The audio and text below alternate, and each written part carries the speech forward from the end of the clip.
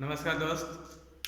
हम लोग पिछले वीडियो में देखे थे जैन धर्म और बौद्ध धर्म की दोनों तुलना किए थे और जैन धर्म के बारे में कुछ समझे भी थे। आज हम लोग देखेंगे कि बौद्ध धर्म के बारे में समझेंगे। सबसे पहले उसे जानेंगे कि उत्पत्ति से कैसे हुई, आखिर बौद्ध धर्म इतना विस्तार दूसरे देशों में कैसे हुआ, क्या वजह रहा हमारी परंपरा में। तो सबसे पहले इसे जानते हैं कि प्राचीन इतिहास की जो घटना रही हम लोग देखे होंगे वैदिक कालीन। तो उसमें हम लोग दो पार्ट देखे होंगे, एक था ऋग्वैदिक कालीन, दूसरा था उत्तर वैदिक कालीन। तो ऋग्वैदिक कालीन में हमारी समाज, हमारी परंपरा एक कहीं ना कहीं एक व्यवस्थित रूप में था, लेकिन जैसे ही उत्तर वैदिक काल आते आते उससे कुछ त्रुटियां होने लगी। सामाजिक में कहीं ना कहीं आडंबरपूर्ण ज्यादा होने लगी, कर्मकांड थोड़ा प्रचलन होने गया। इस तरह से कहने के लोगों में क्या हो गई, एक नकारात्मक स्वभाव परिवर्तन हुआ, दूसरा में कि एक परिवर्तन की ओर आ रहे थे। तो इसी बीच में कहने कहीं दो क्षत्रिय समाज के जो माने जाते हैं बौद्ध धर्म के प्रणेता और जैन धर्म के प्रणेता महावीर स्वामी और गौतम बुद्ध की उत्पत्ति यहाँ से आगे बढ़ी। तो उस समय हम लोग देखे थे जैन धर्म और बौद्ध धर्म को हम लोग दोनों को तुलना किए थे, दोनों क्या क्या रहे। जैन धर्म के सिद्धांत को हम लोग देखे थे पिछले वीडियो में। इस वीडियो में देखेंगे हम लोग बौद्ध धर्म के बारे में। आखिर इसकी जब उत्पत्ति हुई, लोगों में जब आडंबरपूर्ण यज्ञ कर्मकांड जब इस तरह से बेतहाशा वृद्धि हुई, तो कहने के लोगों में बहुत बड़े बदलाव की आवश्यकता जरूरत हुई। और यहीं पर कहीं गई बौद्ध धर्म में जो सिद्धांत थे, शिक्षा थी, कहीं कहीं लोगों के लिए एक अनुकूल रहा और यहीं से एक बहुत बड़ा परिवर्तन किया जाने लगा। हम लोग इसमें कुछ उत्पत्ति कारण लिख दिया हेडिंग में ही कि कहीं न कहीं इस तरह से घटना वहां पर हुई थी। कुछ बौद्ध धर्म के संबंधित जो जीवन है वो हम लोग अगले कुछ टॉपिक में देखेंगे, लेकिन उससे पहले कुछ देखना था कि बौद्ध धर्म के जो रहे महात्मा बुद्ध, तो कहीं उनकी जो जन्म कब हुआ था, तो जन्म के बाद कुछ भविष्यवाणी किया गया था लोगों में कि कोई बोले कि चक्रवर्ती राजा बनेंगे, कोई बोले नहीं एक बहुत बड़े सन्यासी बनेंगे। तो कहने की उनके पिता के बहुत बड़ी चिंता आ गई कि आखिर मेरे पुत्र यदि सन्यासी बनेगा तो कहने की मेरी जो पीढ़ी है वो कहने की आगे नहीं चल पाएगी। तो इसको एक आगे भविष्य की जो स्थिति सन्यासी के रूप में ना ग्रहण करे, तो उन्होंने एक विलासितापूर्ण जीवन अपनाए कि ताकि जो सिद्धार्थ है इनका जीवन पूरा विलासी जीवन बीते। तो उन्होंने उसी समय निर्णय लिया कि इसका मन जो है वैराग्य के प्रति उत्पन्न ही नहीं होने दिया जाए। इसलिए उसी समय से ही पूरा का पूरा भौतिक जीवन से सुखमय जिंदगी बिताने लगा। अल्पायु में इनके विवाह भी कर दिए गए ताकि कहीं न कहीं एक अब जिंदगी का जो आगे ले जो पड़ाव है वो उस रूप में मोह माया में छोड़कर ना जाए, उस रूप में न पड़ जाए। यहीं पर फिर एक बहुत बड़ी बदलाव आती है। सिद्धार्थ की जिंदगी में ऐसे कुछ घटना भी जिंदगी में आती है जो मनुष्य को एक छोर से दूसरे छोर पर लेकर चली जाती है। वहीं पर सिद्धार्थ के साथ जो हुई थी, एक भौतिक सुखमय जिंदगी जो जी रहे थे, तो अचानक क्या घटना घटे कि वो एक सन्यासी रूप में परिवर्तन हो गए। तो कहने वो उनके जिंदगी का 4 महत्वपूर्ण घटना जो जिंदगी का टर्निंग पॉइंट माने जाते हैं। तो पहले घटना था वृद्ध व्यक्ति, जब उन्होंने नगर भ्रमण कर रहे थे अपने दोस्त के साथ, तो एक वृद्ध व्यक्ति नजर आए थे, क्योंकि वो नगर से बहुत कम बाहर निकलते थे। जब बाहर निकलते तो लोगों में इस तरह से व्यवस्था कर दिया था कि ताकि इस पर कोई निगेटिव प्रभाव ना पड़े। लेकिन संयोगवश सृष्टि के चक्र भी रहा, उस दिन एक वृद्ध व्यक्ति पर नजर पड़ेगी। जब नजर पड़ गई तो उन्होंने बोला कि आखिर ये कौन है, क्योंकि हम लोग इस तरह किसी को देखे नहीं अभी तक कि वृद्ध व्यक्ति आखिर है कौन ये। तो बोले ये बूढ़े व्यक्ति हैं, आखिर ये होता कब है। तो तब उनके दोस्त बताते हैं कि एक मनुष्य एक पड़ाव है, जन्म लिया, बालक होंगे, फिर अपने जवानी आएंगे, फिर वृद्ध होंगे, फिर ऊपर की ओर स्वर्ग चले जाएंगे, तो कह रही एक वृद्ध व्यक्ति हमारे क्या एक पड़ाव है जिंदगी का। बोला अच्छा ठीक। दूसरा पड़ाव हुआ एक रोगग्रस्त व्यक्ति, यानी जिंदगी में कहने के एक सुखमय जिंदगी भी होती है तो दुखमय जिंदगी भी होती है। तो रोग भी होंगे स्वस्थ भी होंगे, तो दोनों रूप में हमारी जिंदगी में आते हैं। जब रोगग्रस्त व्यक्ति मिले तो बोले ये रोगग्रस्त क्यों है ये आखिर, तो बोले कहने का एक जिंदगी का एक ये भी पड़ाव है कि जब व्यक्ति अच्छे स्वस्थ या किसी कारणवश से यदि बीमारी आ जाए तो उसको उपचार के साथ साथ हमको स्वास्थ्य के प्रति ध्यान रखना चाहिए। कहने का रोग हमारी एक इच्छाओं की पूर्ति करने के लिए भी माना जाता है कि हम लोग इच्छा इतना रख लेते हैं कि धीरे धीरे धीरे धीरे ये कहना में हमारी शारीरिक कष्ट होने लगती है। तीसरा था मृत व्यक्ति। मृत व्यक्ति कहने गई ये भी उनकी जिंदगी का ये मृत जो शवदाह के लिए जब जा गए थे, जो अंत्येष्टि संस्कार माने जाते हैं, तो उस ये नजर पड़ेगा तो ये मृत आखिर कौन है ये। तो बोला कि जब मनुष्य जन्म लिया तो मृत्यु भी होगी। बोला जब ऐसी बात जब ये ऊपर 3 घटना हुई तो उन्होंने एक विचार किया कि कहने की एक जिंदगी का जो मकसद है एक जन्म के साथ साथ मृत्यु ही, तो कहने की एक बहुत बड़ी बदलाव आनी चाहिए यहाँ पर। अब बदलाव के साथ एक चौथा नजर पड़ा सन्यासी का ही। जब सन्यासी की जिंदगी रही तो उन पर कहने कोई दुख का कारण नहीं प्रकट हो रहे थे और लोगों में एक उपदेश की भावना जागृत कर रहे थे। तब उन्होंने निश्चय किया कि हम भी एक अब सन्यासी बनेंगे। तब वहां पर एक बहुत सोच समझकर अपने दोस्त को बताते हैं, फिर कहते हैं कि कहने के हमारी जो जिंदगी मिला तो दुख भरी नहीं होना चाहिए, इसको संकट से निकालने के लिए कहने का हमारे एक जिंदगी का मकसद जो है सन्यासी रूप में हो, ताकि हम लोगों में क्या करें अपनी चेतना को जागृत कर सकें। और यहीं से कहने का एक बहुत बड़े पॉइंट माने जाते हैं। जो 4 घटना यदि नहीं होते तो आज बौद्ध धर्म की घटना भी हमारे सामने नहीं आती।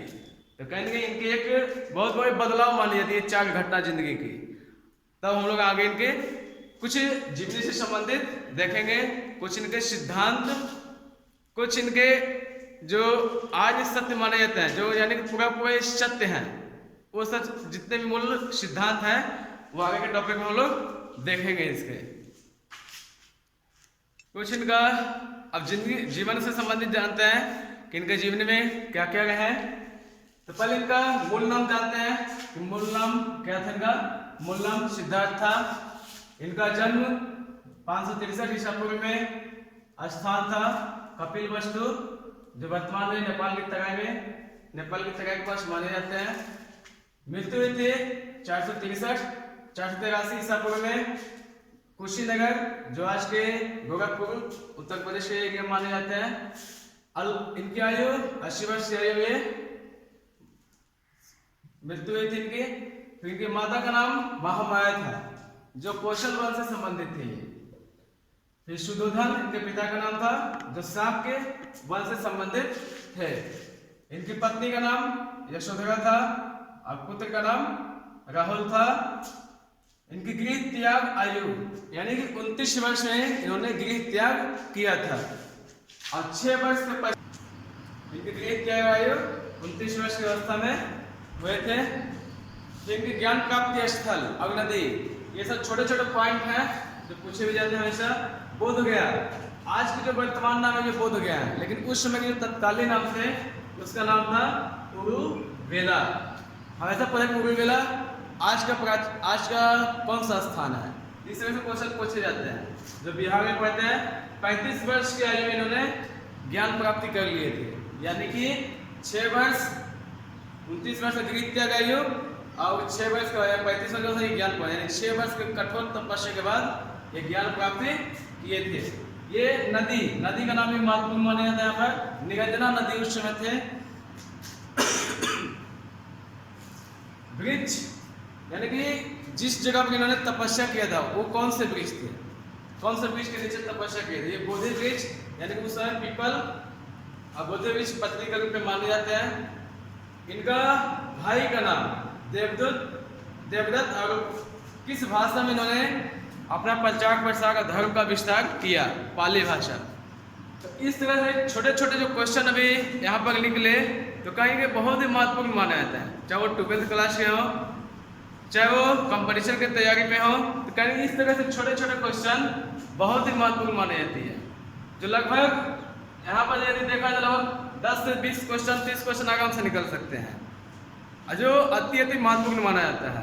मूल नाम क्या था, मृत्यु कब हुई थी, जन्म कब हुआ था, कितने महीने में मृत्यु हुई, इनका माता किस वजह से संबंधित है, पिता किस वजह से संबंधित थे, पत्नी का नाम क्या था, पुत्र का नाम, बहुत सारे इतने क्वेश्चन अनगिनत निकल सकते हैं यहाँ पर। इस तरह से छोटे छोटे फैक्चुअल टाइप के थे ये।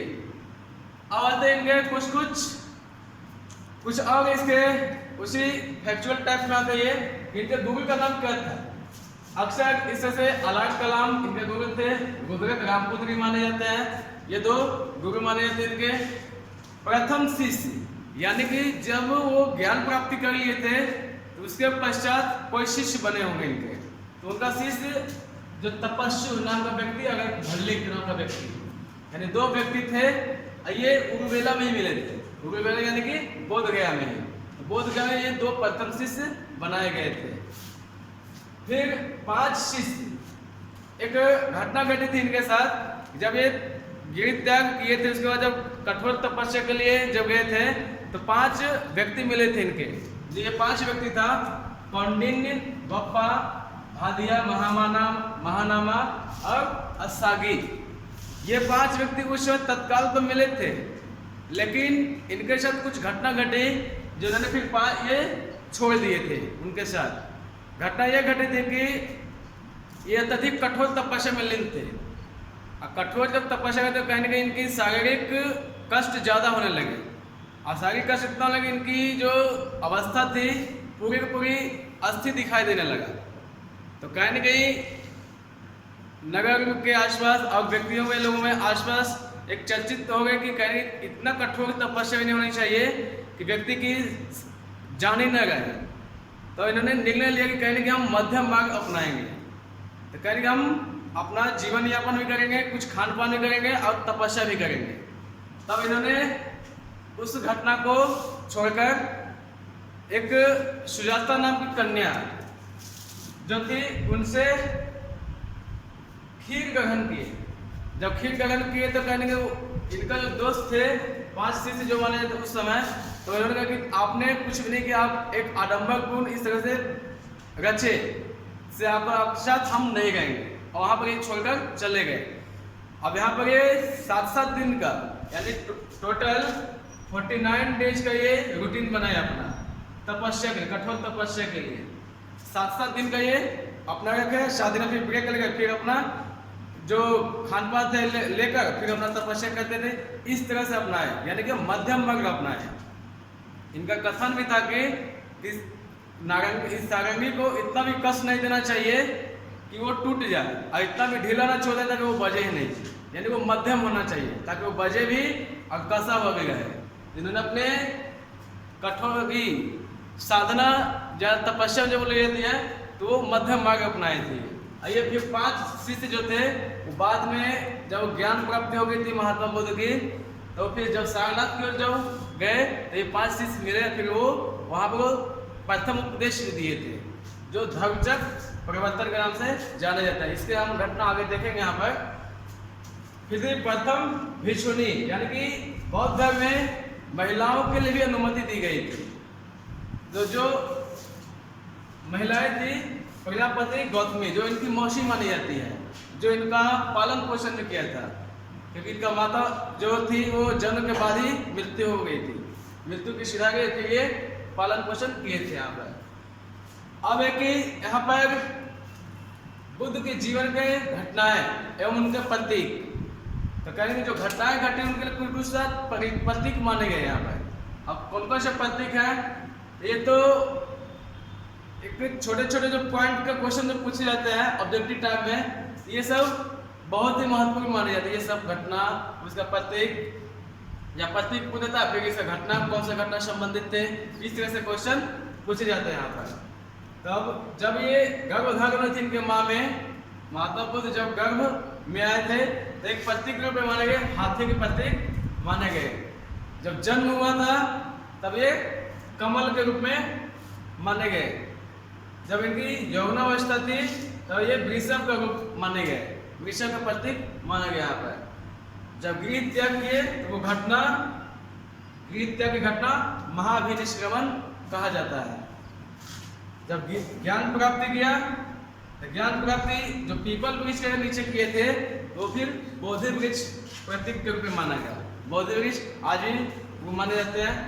प्रथम उपदेश जो सारनाथ, और सारनाथ का एक और नाम है ऋषिपट्टनम। ऋषिपट्टनम जो प्राचीन नाम थे उस समय के, तो अभी भी पूछे जाते हैं ऋषिपट्टनम किस जगह का नाम था। ये इस तरह की घटना क्वेश्चन पूछे जाते हैं। तो प्रथम उपदेश धर्मचक्र प्रवर्तन के नाम से जाना जाता है। निर्वाण ये पद चिन्ह के रूप में माना जाता है, और मृत्यु ये स्तूप। अभी बहुत सारे स्तूप देखे होंगे या कहीं कहीं भ्रमण करते होंगे तो वहाँ पर स्तूप के रूप में जानते होंगे यहाँ पर। ठीक है, अगला टॉपिक है ये बौद्ध धर्म के संबंध में इनके सिद्धांत क्या रहे और कुछ इनके शिक्षाएं भी रहे। तो सिद्धांत पहले देखेंगे इसका क्या क्या सिद्धांत रहे थे। तो ये 4 आर्य सत्य बताए। आर्य सत्य का मतलब श्रेष्ठ, जो मतलब उस समय की और भी बहुत सारे विचारक रहे और भी बहुत सारे दार्शनिक रहे, तो उन्होंने अपना अपना मत दिए थे। तो सबका एक तरह से अध्ययन करते हुए इन्होंने अपना मत रखा कि 4 जो सत्य हैं, जो सब से मिलता जुलता भी हमारा भी वही कथन है। तो 4 आर्य में क्या क्या है। पहला कि दुख, इनके कहने का तो कि दुख कहीं न कहीं समस्त संसार का दुख से कहेंगे, सब लोग व्याप्त है, सब लोग ग्रसित हैं दुख से। तो कहने दुख पहला हमारे दुख ससुरा ये भी है। दुख समुदाय, समुदाय कहने का दुख का कहेंगे कारण है। अब कारण क्या हो सकता है। कारण ये कि जिसके पास लालसा या तृष्णा, यानी कि अत्यधिक के कारण कि हमको और भी मिल जाए और भी मिल जाए। जब लालसा ज्यादा हो गई ऑब्वियसली कहेंगे दुख का कारण होंगे ही होंगे। ठीक है, ये कहेंगे दुख के कारण या दुख के समुदाय में ये माने। अब कि दुख का निरोध, निरोध करने का तो दूर करना, यानी जो हमारे पास दुख है वो कैसे दूर किया जाए। तो उसका एक ही उपाय है कि अपनी इच्छा को उन्मूलन किया जाए। उन्मूलन करेगा तो नष्ट किया जाए। हम इच्छा को अपने नियंत्रण में रखें, जितनी आवश्यकताएं हो उतना उपयोगी के रूप में रखें, बाकी को छोड़ दें। नहीं तो बाकी के लिए भी कीजिए प्रयास, तो फिर कहेंगे आपको दुख समुदाय के रूप में आ जाना होगा। तो इसके लिए ये चीज की इसको दूर करने का उपाय बताया जाइए। दुख निरोध मार्ग, यानी दुख निरोध यानी कि दुख को दूर करने का रास्ता क्या है। इनका रास्ता है कि प्रिय लगने वाली वस्तुओं को तृष्णा का परित्याग करना ही दुख निरोध का मार्ग हो सकता है। हम किसी वस्तु को जो हमारे प्रिय है आप उसको इच्छित रख ले हैं, तृष्णा किए हुए हैं, उसको कहेंगे परित्याग करना होगा, तभी हम दुख निरोध मार्ग पर जा सकते हैं। महात्मा बुद्ध का कथन था कि अष्टांगिक मार्ग के द्वारा हम दुख के निवारण कर सकते हैं। अब अष्टांगिक मार्ग में क्या क्या है ये हम लोग आगे देखते हैं इसका। अब अगला में है कि अष्टांगिक मार्ग के द्वारा क्या उपाय है इसका कि हम दुख को निवारण के रूप में रख सकते हैं। तो पहला इसका सम्यक दृष्टि, यानी कि कोई वस्तुओं को आप उसके वास्तविक स्वरूप के बारे में जाने पहले। तो कहने इसके लिए एक महत्वपूर्ण पॉइंट है सम्यक दृष्टि, यानी हम किसी वस्तु को उसकी स्वरूप उसके बारे में जानना बहुत ही अनिवार्य है। फिर अगला सम्यक वाणी, कहने की मृदु वाणी अधर्म संवाद, यानी जो न्याय प्रिय हो। फालतू या कठोर वाणी भी कहने किसी के लिए क्या हो दुख उत्पन्न कर सकते हो। तो कहने की मृदु वाणी आवश्यक हो जाते हैं अष्टांगिक मार्ग में। अगला सम्यक संकल्प, हम कहीं न कहीं भौतिक वस्तु और दुर्भावना को यदि त्याग न कर पाए तो कहीं न कहीं हम संकल्प को नहीं कर सकते। तो संकल्प में हम कर सकते हैं, हम भौतिक वस्तुओं को त्याग कर सकते हैं। हम किसी के साथ ईर्ष्या द्वेष की भावना हम उसको त्याग कर सकते हैं। तो कहने ये भी हम अपने आप को संकल्प के रूप में इसको प्रदर्शित कर सकते हैं। फिर अगला है चौथा में सम्यक कर्म। तो कहने यहाँ पर भी कहने क्या है, सत कर्म करना, यानी कि अच्छा काम करना ही एक दुख को निरोध किया जा सकता है। आइए करें एक मार्ग में ये शामिल किया गया इनके द्वारा। फिर अगला सम्यक आजीव। आजीव करने का तो होगा ईमानदारी रूप में आजीविका यानी भरण पोषण करना, अपना जो आजीविका का जो संसाधन है उसको ईमानदारी रूप में करना, ये नहीं कि किसी अनिष्ट के रूप में या कोई गैर कानून के रूप में, या उसको बोलते हैं कि कहेंगे बेईमानी के रूप में या चोरी के रूप में, तो वो कहेंगे यहाँ पर दुख के कारण बन जाएंगे फिर वो। इसलिए यहाँ पर बोला सम्यक आजीव यानी कि ईमानदारी रूप में आजीविका या भरण पोषण करना है। यहाँ पर सम्यक व्यायाम कहने का यहाँ पर सम्यक व्यायाम करने का यहाँ पर एक छोटा सा पार्ट है, योग को भी शामिल कर लिया यहाँ पर, ताकि दैनिक दिनचर्या में अपना जो मानसिक शारीरिक को अच्छी रूप में प्रयत्न करें और शुद्ध विचारों को गठन करें। कहने का कोई भी व्यक्ति सबसे बड़ा प्रभाव पड़ता है विचार से, अब विचार ही कहीं न कहीं मनुष्य को दुख या सुख की ओर ले जाते हैं। तो कहने ये शुद्ध विचारों पर ज्यादा फोकस किए थे। तो विवेकपूर्ण पहले कोशिश करना, अच्छे रूप में कोशिश करना, ये नहीं कि गलत रूप में और गलत थॉट के रूप में भी नहीं।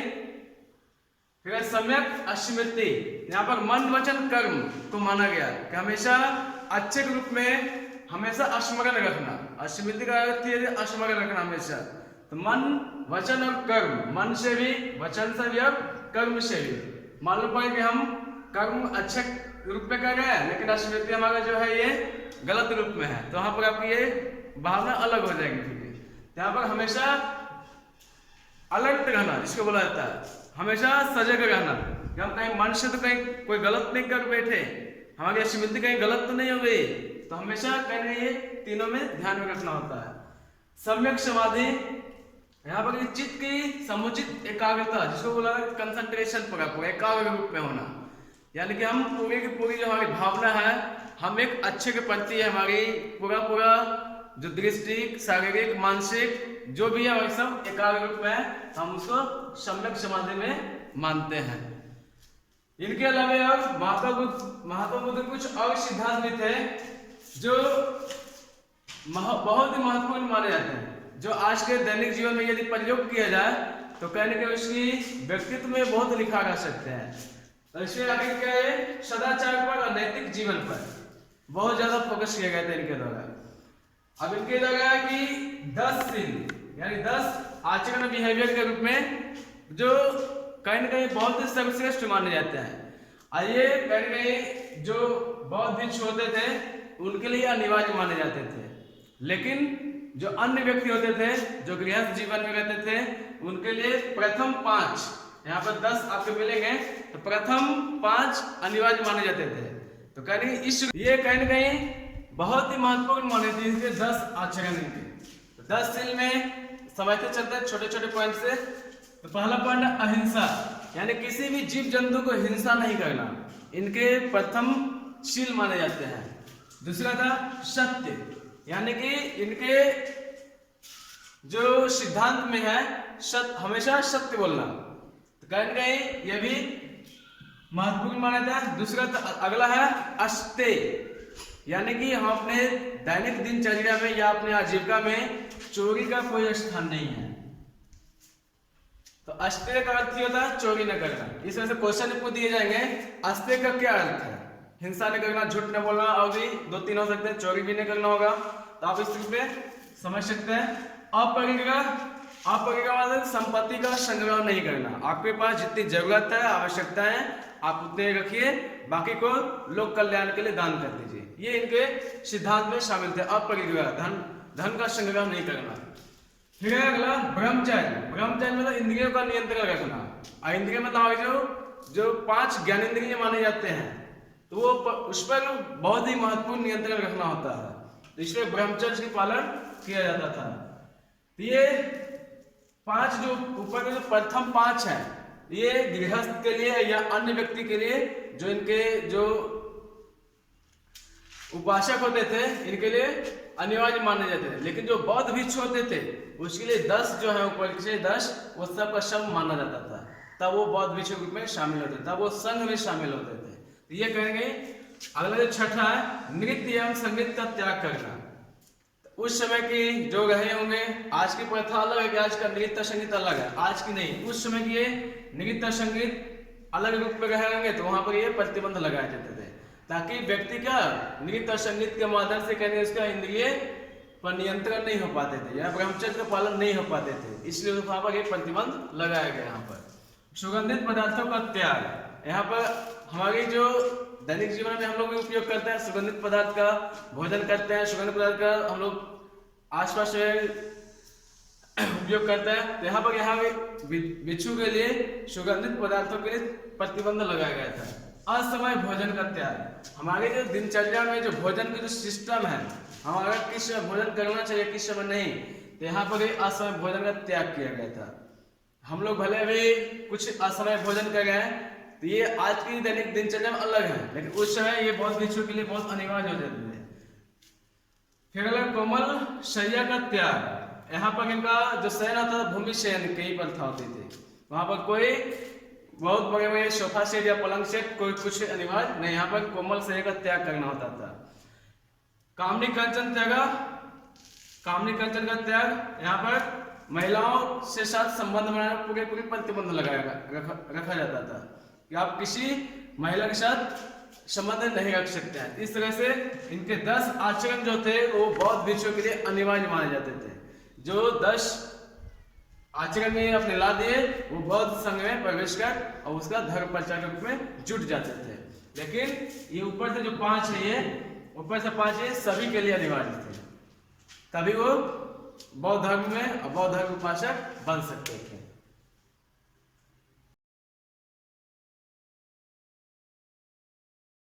अगला टॉपिक है इसका बौद्ध संगीति। इसका जगत क्यों पूरा होगा, हम लोग देखेंगे कि 483 ईस्वी पूर्व में महात्मा बुद्ध की मृत्यु हो गई थी, जिसे महापरिनिर्वाण कहा गया। तो अब इसको कहीं न कहीं एक अच्छा रूप में व्यवस्थित रूप में चले, तो इसके लिए कहीं न कहीं कुछ कार्यक्रम का आयोजन किया था जिसको बौद्ध संगीति बोला गया। तो ये महापरिनिर्वाण के पश्चात ही किया गया। इस आयोजन का मुख्य उद्देश्य था बौद्ध धर्म की व्याख्या करना, जो हमारे इसका उपदेश दिए और जो इसके लिए नियम थे आचरण थे, जिसको और लोगों के पीछे प्रचार प्रसार करना, इसको बेहतर बनाना, इस तरह से आयोजन का किया गया। कुल टोटल 4 बौद्ध संगीति किए गए थे। एग्जाम में पूछे जाता है छोटे छोटे पॉइंट के रूप में कि बौद्ध धर्म में कुल कितने संगीति का आयोजन किया गया। ऑप्शन बहुत सारे रहेंगे, 2, 3, 5, 7 रहेंगे भी, तो कुल टोटल 4 आयोजन किए गए थे। जिससे क्रमशः देखते चले गए इससे क्या क्या महत्वपूर्ण है। एक तो शॉर्ट टाइप में पूछे जाते हैं कि बौद्ध संगीतियों के बारे में वर्णन करें, इस शॉर्ट टाइप के क्वेश्चन पूछ दिए जाते हैं, लेकिन कुछ कुछ कारण भी और एग्जाम पॉइंट से भी से देखते चले कि क्या इसमें मुख्य अवयव है हमारे लिए। तो पहले है कि प्रथम बौद्ध संगीति। अब ये पहला हुआ कब था, तो प्रथम बौद्ध संगीति 483 ईस्वी पूर्व में हुआ था। अब सिंपली इस क्वेश्चन को देखा कब हुआ था प्रथम बौद्ध संगीति का आयोजन, तो ये हुआ था जस्ट महात्मा बुद्ध की मृत्यु के बाद ये हुआ था इसका आयोजन। स्थान कहाँ पर देगा, स्थान किस जगह पर हुआ था, ये राजगीर के शक्तपर्णी गुफा में। ठीक है, अगला पॉइंट से कहेगा उस समय के शासन किसका चल रहा था, किसका शासन काल में हुआ था, प्रथम बौद्ध संगीति का आयोजन किसके शासन काल में हुआ था। तो उस समय के शासक थे हल्यक वंश के अजातशत्रु। फिर कि अब इसका अध्यक्षता किसने किया था, यदि इसका छोटे छोटे पॉइंट में देखें तो अध्यक्ष ये महाकश्यप थे। अब इस तरह से यानी कि लगभग 4 से 5 क्वेश्चन निकल जाता है सिर्फ एक छोटे से पॉइंट से, छोटे से टॉपिक से। यदि प्रथम बौद्ध संगीति के क्वेश्चन यदि देखें कब हुआ था, किसके शासनकाल में हुआ था, फिर इसका अध्यक्ष कौन था, कहाँ हुआ था, इस तरह से छोटे छोटे क्वेश्चन है। अब यदि आप कुछ विस्तृत जाने तो इसे कौन से कार्य हुए थे, कार्य बहुत मायने रखती है। तो कार्य करते तो महात्मा बुद्ध के दो प्रिय शिष्य थे, एक आनंद और एक उपाली थे। उपाली ने अपने स्मृति के आधार पर, यानी कि जो अपने उनकी मानसिक रूप में जो अपना एक स्मृति रखे थे, ये इनका नियम था, ये संघ के नियम है, तो उन्होंने वो पाठ किया जो संघ के नियमों के रूप में संकलित किया, जिसे हम लोग विनय पिटक के रूप में जानते हैं। क्वेश्चन इसलिए इस प्रकार रहेगा, विनय पिटक में क्या वर्णन है, इसमें संघ के नियमों संबंधित में है। ठीक है। वही आनंद ने सिद्धांत एवं आचरण के विषय पर, यानी जो बौद्ध धर्म के आचरण और सिद्धांत थे उसके संबंध में बुद्ध के उपदेशों का संकलन कर शुद्ध पिटक का वर्णन किया गया इसमें, यानी कि शुद्ध पिटक के रूप में एक ग्रंथ की रचना की गई। यहाँ पर दो प्रमुख कार्य किए गए, एक शुद्ध पिटक, दूसरा संघ के नियम से संबंधित विनय पिटक। आप पूछोगे शुद्ध पिटक में क्या है, तो उसे बुद्ध के उपदेश और सिद्धांत और आचरण के संबंध है। वही संघ के नियमों में क्या है, विनय पिटक के रूप में है। ये प्रथम बौद्ध संगीति में किया गया था। इस तरह से छोटे छोटे क्वेश्चन आते भी हैं और जानना भी चाहिए इसे। ठीक है। अगला द्वितीय बौद्ध संगीति, इसमें भी छोटे छोटे क्वेश्चन के रूप में आ सकते हैं। ये हुआ कब था, तो ये 383 ईस्वी पूर्व में हुआ था, यानी कि बौद्ध प्रथम बौद्ध संगीति के 100 वर्ष बाद ये दूसरा हुआ था। स्थान का हुआ था वैशाली, बिहार के क्षेत्र में हुआ था। ये इस समय के शासक कौन थे, तो शिशुनाग वंश थे, यानी कि मौर्य वंश के बाद जो शिशुनाग वंश की स्थापना हुई थी, तो उसके शासक थे कालाशोक। तो कालाशोक के शासन काल में किया गया था। अब एक इसका अध्यक्ष कौन थे, इसका अध्यक्ष सवाकामी थे। इस तरह से छोटे छोटे 3-4 क्वेश्चन। अब क्वेश्चन इस रूप में आएंगे कि प्रथम बौद्ध संगीति में किसका शासन, किस वंश का शासन था, तो कहेंगे हल्यक वंश। वह दूसरे बौद्ध संगीति में किस वंश का शासन था, तो शिशुनाग वंश का। इस तरह से छोटे छोटे क्वेश्चन मिलेंगे आपको। ठीक है। इसके कार्य क्या किया गया था, तो यहाँ पर बौद्ध धर्म में कुछ न कुछ त्रुटियां आने लगी। यहाँ पर हम लोग प्रथम में देखे तो कुछ और घटना थी, लेकिन दूसरे में कुछ और। यहाँ पर आपस में बौद्ध भिक्षु में ही विनय संबंधी नियम को लेकर मतभेद होने लगा, यानी कि जो इसमें संघ के नियम थे, उपदेश थे, और भी जो संबंधित कुछ रहे नियम से संबंधित, यहाँ पर भिक्षुओं में मतभेद होने लगा। यहाँ पर कहीं न कहीं दो संप्रदाय के रूप में बट गए। यहाँ पर तो कहीं कहीं त्रुटि रूप में नजर आने लगा। यहाँ पर कि बौद्ध धर्म क्या होने लगा, धीरे धीरे धीरे पतन की ओर जाने लगा। यहाँ पर और यहाँ पर पहला गुट जो था, जिसे लोग पूर्वी गुट या महासांघिक गुट भी कहते हैं इसको। अब इसमें क्या, इसमें कि जो प्रारंभ में जो विनय से संबंधित नियम रहे, संघ के जो नियम रहे, उसे ये परिवर्तन करने के पक्षधर थे। इसको परिवर्तनवादी कहा गया, यानी कि जिन भिक्षुओं को परिवर्तन के साथ विनय के नियमों को स्वीकार किया, उसे परिवर्तनवादी या महासांघिक कहलाया। अब इससे संबंधित क्या क्वेश्चन है, महासांघिक का नेतृत्व किसने किया था, इसे महाकश्यप ने किया था। इसका प्रसार, यानी कि इस गुट का प्रचार प्रसार कहाँ तक हुआ था, तो तत्कालीन वैशाली में तो हुआ ही था। वैशाली उत्तर भारत संपूर्ण हो गया था, फिर आंध्र प्रदेश के क्षेत्र में, यानी इस तरह से धीरे धीरे धीरे वो प्रसार किया अपना। अब किस सिद्धांत ग्रंथ, मतलब जो यहाँ पर जो नियम से संबंधित जो ग्रंथ की रचना किए थे, तो किस भाषा में था, तो यहाँ पर प्राकृत भाषा आ चुका था। जबकि हम लोग जानते थे कि बौद्ध धर्म में पाली भाषा का प्रचार प्रसार खूब किया गया था। यहाँ पर मतभेद की स्थिति में धीरे धीरे परिवर्तन आने लगे, इसलिए इसे परिवर्तनवादी भी कहा गया है। वही अगला इसका रहेगा, एक तो हम लोग देखे थे परिवर्तनवादी या महासांघिक, दूसरा था थेगवादी, जिसे हम लोग इसको बोलते हैं पश्चिमी गुट बोलते हैं। इसमें थेगवादी ने क्या, इसमें परिवर्तन के पक्षधर नहीं थे, यानी जो बुद्ध के जो नियम संबंधित रहे वो उसी को अनुकूल में रखे और वही इसको स्वीकार किया। यानी जिन बीजों ने बिना किसी परिवर्तन के बिना पिटक को मूल नियमों को जो स्वीकार किया उसे हम लोग थेरवादी कहते हैं। और इसका नेतृत्व किया था महाकचयान ने। महाकचयान ने इस तरह से दो गुट द्वितीय बौद्ध संगीति में बट गए थे। अब एक तृतीय बौद्ध संगीति, इस समय बहुत बड़ा परिवर्तन आ चुका था। मगध के शासन में एक बहुत ही बोला कि विशाल साम्राज्य के एक पूरे विश्व में लगभग प्रचलित हुए सम्राट अशोक के रूप में। तो यहाँ पर ये स्थान पहले समझ आ रहा है किसे शासन ये तीसरा बौद्ध संगीति 250 ईस्वी पूर्व में किया गया था।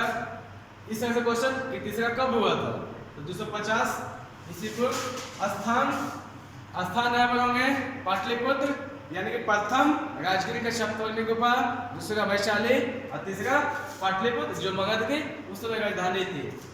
इस समय शासक किसका था, मौर्य वंश। मौर्य वंश के शासक उस समय थे सम्राट अशोक।